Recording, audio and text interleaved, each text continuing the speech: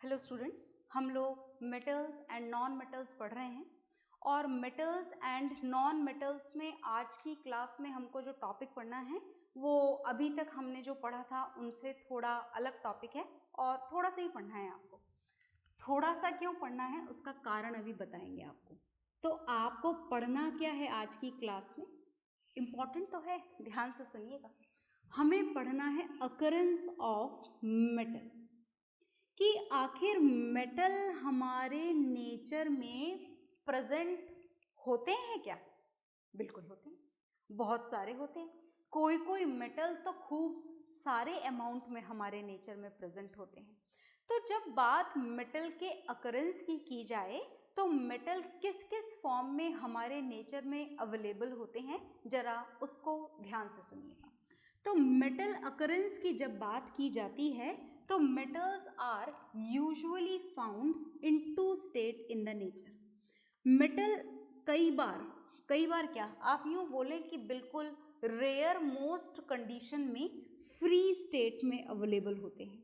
मुझे लगता है कि ये वर्ड आपको बहुत अच्छे से तो समझ में नहीं आया होगा फ्री स्टेट, पर मैं समझाऊंगी जरूर, देखिएगा ध्यान से।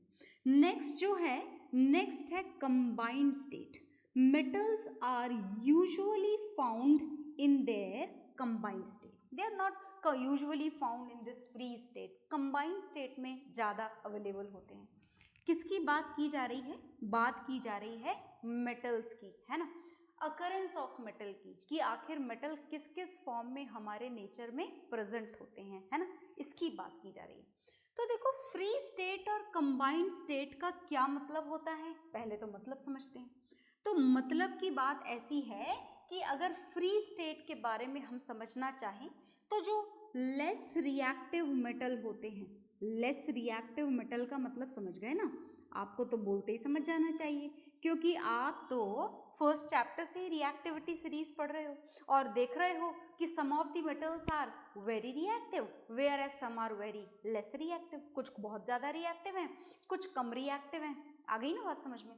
तो अगर फ्री स्टेट की बात की जाए तो मेटल जो लेस रिएक्टिव मेटल हैं, लेस रिएक्टिव मेटल का मतलब आप यूं बोलें, लेस रिएक्टिव मेटल का मतलब हो गया एजी। एजी का मतलब पहचान गए ना आप, एजी का मतलब हो गया सिल्वर। लेस रिएक्टिव का मतलब हो गया एयू। एयू का मतलब क्या हो गया? Gold. Is it okay? Less reactive का मतलब हो गया platinum. Is it okay? Platinum लिख देती हूँ, चलो मैं पूरा कंफ्यूज मत हो जाइएगा।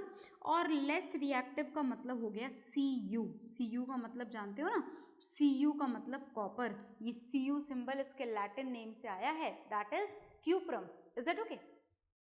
तो ये जो लेस रिएक्टिव मेटल हैं ये लेस रिएक्टिव होते हैं, मतलब they usually do not react with all the elements which are present in the nature like oxygen, chlorine, hydrogen or whatever the elements are present. जितने भी element present होते हैं ये उनके साथ में नॉर्मली रिएक्शन नहीं करते हैं।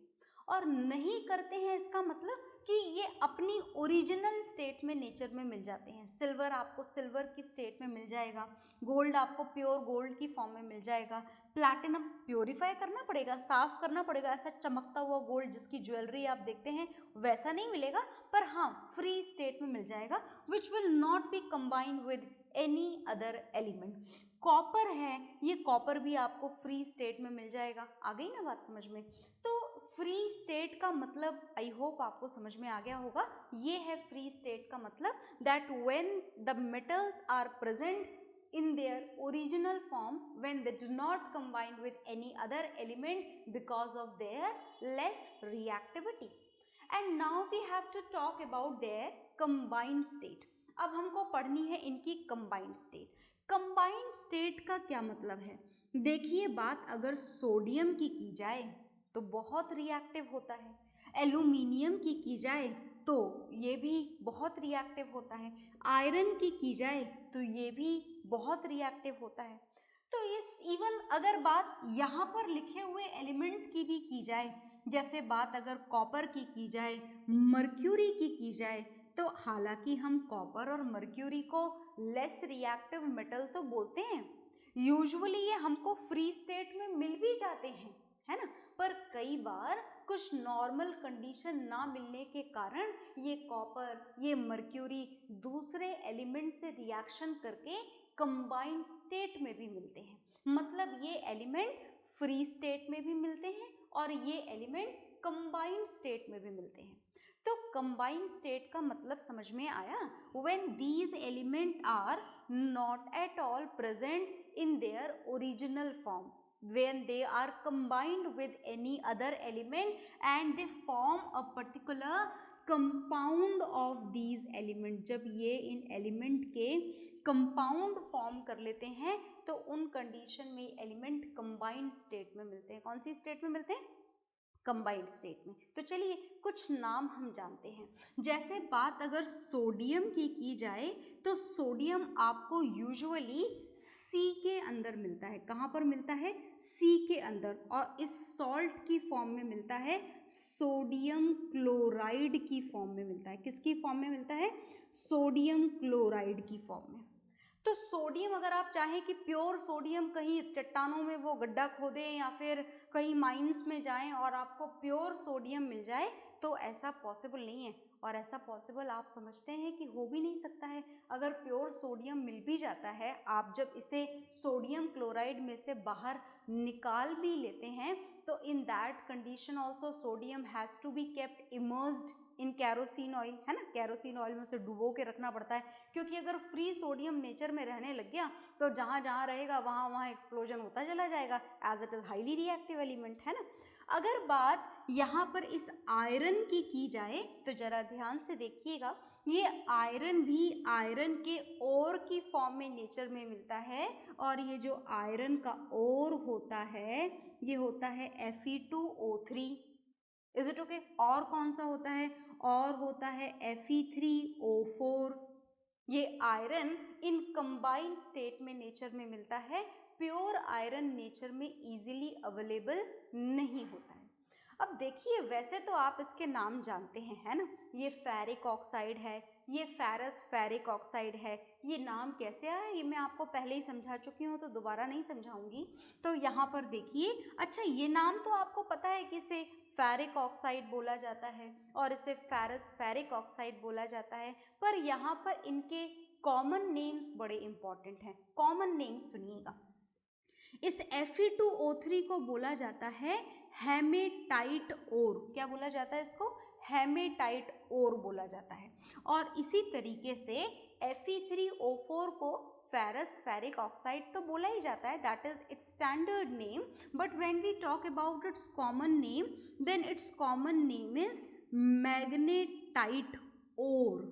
ये ओर वर्ड का क्या मतलब है इसको अभी समझाया जाएगा आपको फुल डिटेल में, पर कंबाइंड स्टेट के मैं आपको कुछ और भी एग्जाम्पल दूंगी। पर फिलहाल आपको ये बात तो समझ में आ गई ना कि कुछ मेटल्स हैं जो लेस रिएक्टिव होने के कारण अपनी ओरिजिनल स्टेट में अवेलेबल हैं, और इस ओरिजिनल फॉर्म को when they are not at all combined with any other element, then this original form is known as their free state. And when these elements are somewhat more reactive, in that particular condition they combine with the other element, दूसरे element से combine हो जाते हैं, and when they chemically combine together with some other element, then you can say a compound is formed। किसका formation हो जाता है? compound का formation हो जाता है। So these are the examples of their compounds, is it okay? And when they are present in their compound, this particular state is known as combined state. क्या बोला जाता है? कंबाइंड स्टेट बोला जाता है। तो जैसा कि मैंने आपको बताया कि कंबाइंड स्टेट के मैं आपको कुछ और भी एग्जाम्पल बताऊंगी, पर उससे पहले आप इसको नोट डाउन कर लीजिए, ओके।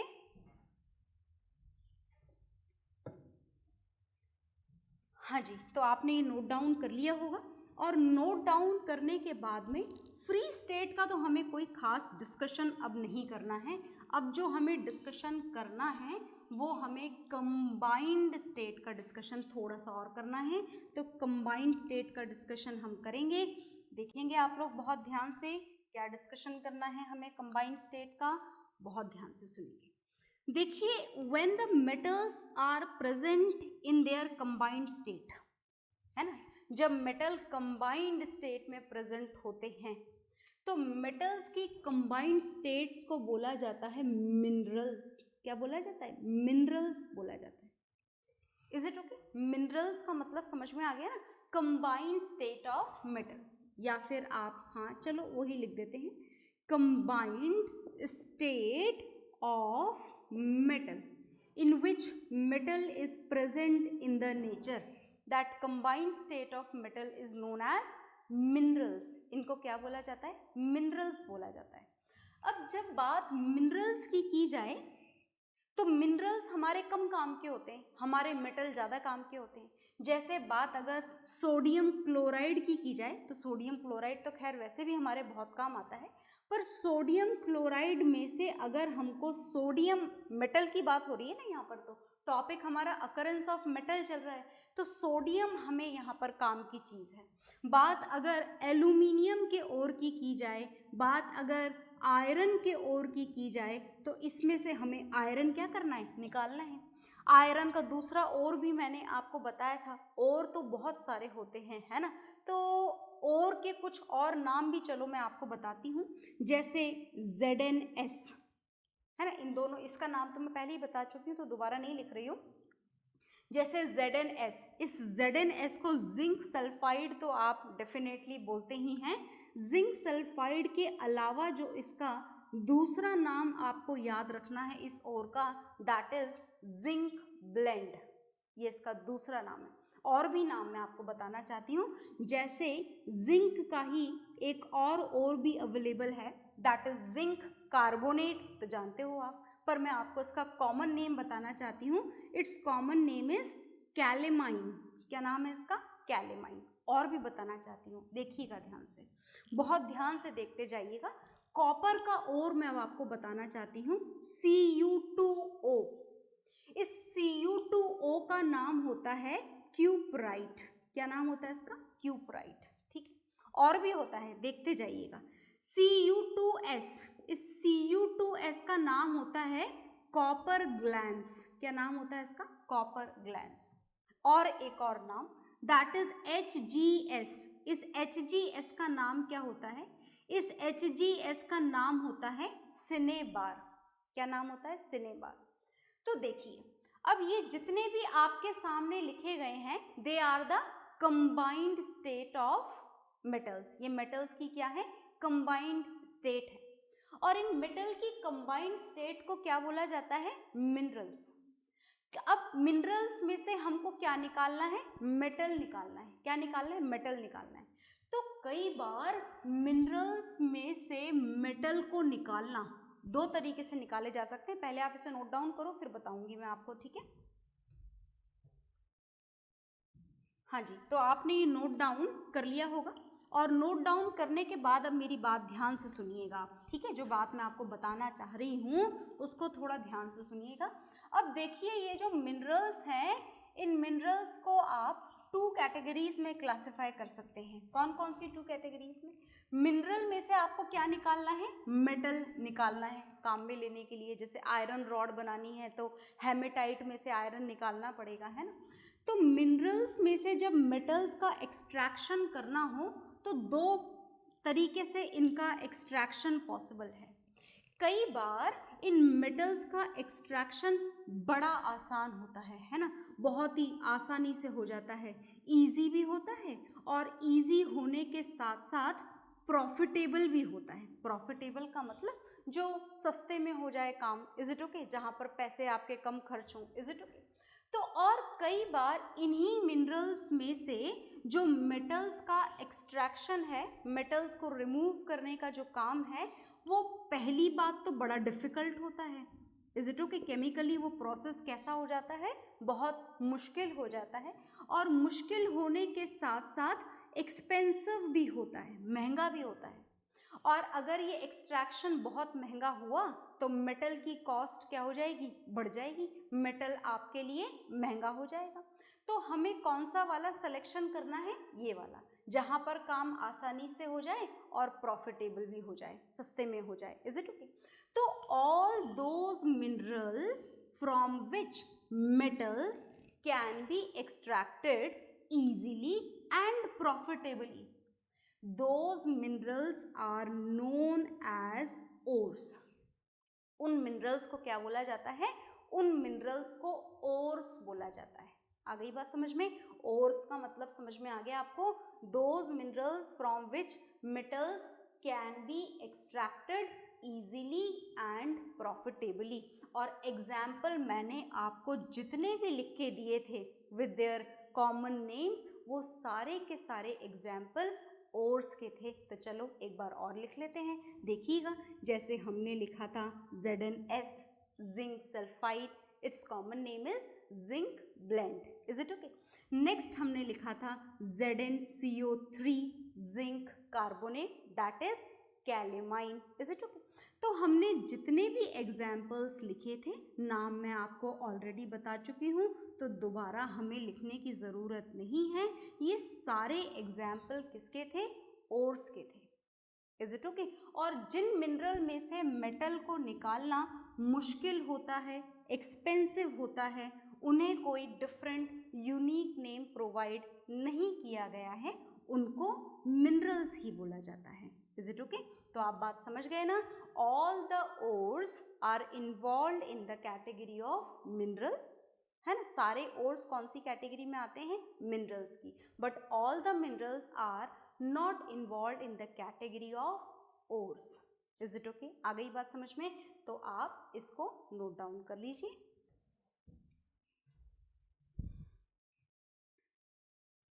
हाँ जी, तो आपने ये नोट डाउन कर लिया होगा। और नोट डाउन करने के साथ में हमने जान लिया कि जो मेटल्स हैं वो हमारे नेचर में कौन सी फॉर्म में अवेलेबल हैं, किस किस तरीके से अवेलेबल हैं, फ्री स्टेट में, कंबाइंड स्टेट में। अब बात ऐसी है कि अब हमें जो प्रोसेस पढ़ने थे वो था extraction of metals from their ores. इन मेटल में से ओर्स को कैसे निकाला जाता है? ये जितने भी मेटल ओर्स आपने पढ़े, इन मेटल ओर्स में से मेटल्स को एक्सट्रैक्ट करने का काम कैसे किया जाता है, इज इट ओके? ये आपके सिलेबस में एडेड तो था, पर फिलहाल इस साल के लिए ये वाला पोर्शन और इस चैप्टर के आगे का जो भी पोर्शन है वो रिमूव किया जा चुका है, डिलीट किया जा चुका है, तो हम इसको नहीं पढ़ेंगे। मतलब according to this session syllabus है ना, जो भी आपके सेशन का सिलेबस है, हमारा ये chapter metal and non metal complete हो चुका है। हमें इतना ही पोर्शन पढ़ना है, राइट? मतलब नेक्स्ट क्लास में हम स्टार्ट करेंगे new chapter. Okay, bye everyone.